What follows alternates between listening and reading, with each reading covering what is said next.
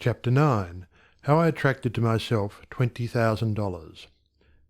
In the laboratory of experience in which my newly revealed relation to divine operation was to be tested, the first problem was a financial one. My income was a stipulated one, quite enough for my everyday needs. But it did not seem sufficient to enable me to go comfortably to England where Troward lived, and remain for an indefinite period to study with so great a teacher as he must be. So before inquiring whether Troward took pupils, or whether I would be eligible in case he did, I began to use the paragraph I had memorised. Daily, in fact almost hourly, the words were in my mind. My mind is a centre of divine operation, and divine operation means expansion into something better than has gone before. From the Edinburgh lectures I had read something about the law of attraction, and from the chapter of Causes and Conditions I had gleaned a vague idea of visualising. So every night, before going to sleep, I made a mental picture of the desired $20,000.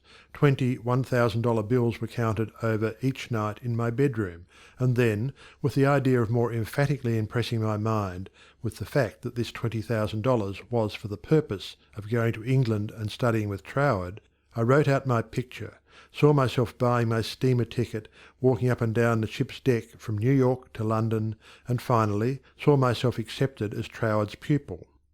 This process was repeated every morning and every evening, always impressing more and more fully upon my mind Troward's memorized statement, "My mind is a centre of divine operations." I endeavoured to keep this statement in the back part of my consciousness all the time, with no thought in mind as to how the money might be obtained. Probably the reason why there was no thought of the avenues through which the money might reach me was because I could not possibly imagine where the $20,000 would come from. So I simply held my thoughts steady and let the power of attraction find its own ways and means. One day, while walking on the street, taking deep breathing exercises, the thought came, "My mind is surely a centre of divine operation. If God fills all space, then God must be in my mind also.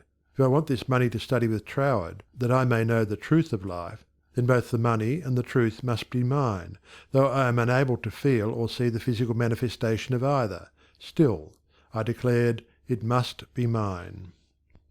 While these reflections were going on in my mind, there seemed to come up from within me the thought, "I am all the substance there is." Then from another channel in my brain the answer seemed to come. Of course, that's it. Everything must have its beginning in mind. The I, the idea, must be the only one and primary substance there is, and this means money as well as everything else. My mind accepted this idea, and immediately all the tension of mind and body was relaxed. There was a feeling of absolute certainty of being in touch with all the power life has to give. All thought of money, teacher, or even my own personality vanished in the great wave of joy which swept over my entire being. I walked on with this feeling of joy steadily increasing and expanding until everything about me seemed to glow with resplendent light. Every person I passed was illuminated as I was. All consciousness of personality had disappeared, and in its place there came that great and almost overwhelming sense of joy and contentment. That night, when I made my picture of the $20,000, it was with an entirely changed aspect. On previous occasions, when making my mental picture, I had felt that I was waking up something within myself. This time there was no sensation of effort. I simply counted over the $20,000.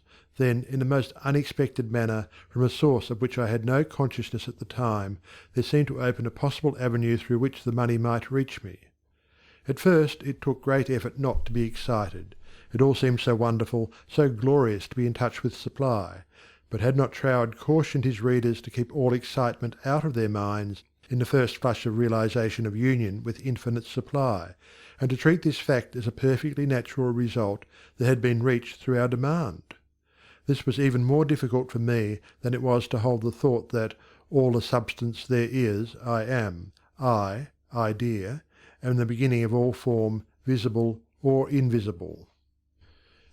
Just as soon as there appeared a circumstance which indicated the direction through which the $20,000 might come, I not only made a supreme effort to regard the indicated direction calmly as the first sprout of the seed I had sown in the Absolute, but left no stone unturned to follow up that direction by fulfilling my part. By so doing, one circumstance seemed naturally to lead to another, until, step by step, my desired $20,000 was secured. To keep my mind poised and free from excitement was my greatest effort. This first concrete fruition of my study of mental science as expounded by Troward's book had come by a careful following of the methods he had outlined. In this connection, therefore, I can offer to the reader no better gift than to quote Troward's book, The Edinburgh Lectures, from which may be derived a complete idea of the line of action I was endeavouring to follow. In the chapter on causes and conditions, he says, "To get good results, we must properly understand our relation to the great impersonal power we are using. It is intelligent, and we are intelligent, and the two intelligences must cooperate. We must not fly in the face of the law expecting it to do for us what it can only do through us, and we must therefore use our intelligence with the knowledge that it is acting as the instrument of a greater intelligence, and because we have this knowledge we may and should cease from all anxiety as to the final result. In actual practice we must first form the ideal conception of our object with the definite intention of impressing it upon the universal mind. It is this thought that takes such thought out of the region of mere causal fancies, and then affirm that our knowledge of the law is sufficient reason for a calm expectation of a corresponding result, and that therefore all necessary conditions will come to us in due order. We can then turn to the affairs of our daily life with the calm assurance that the initial conditions are either there already or will soon come into view. If we do not at once see them, let us rest content with the knowledge that the spiritual prototype is already in existence, and wait till some circumstance pointing in the desired direction begins to show itself. It may be a very small circumstance, but it is the direction and not the magnitude that is to be taken into consideration. As soon as we see it, we should regard it as the first sprouting of the seed sown in the Absolute, and do calmly and without excitement whatever the circumstances seem to require, and then, later on, we shall see that this doing will, in turn, lead to a further circumstance in the same direction, until we find ourselves conducted, step by step, to the accomplishment of our object.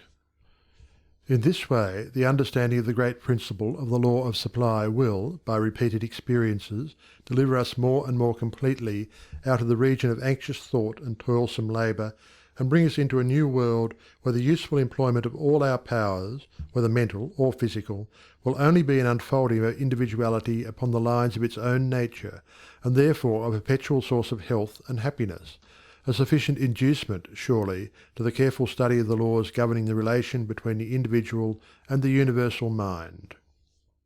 To my mind, then as now, this quotation outlines the core and centre of the method and manner of approach necessary for coming in touch with infinite supply.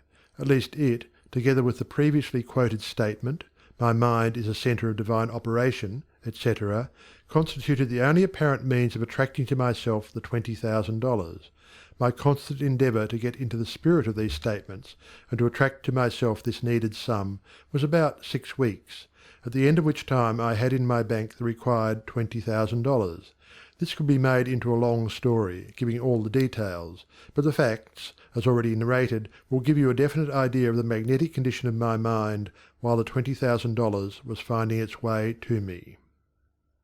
End of chapter 9.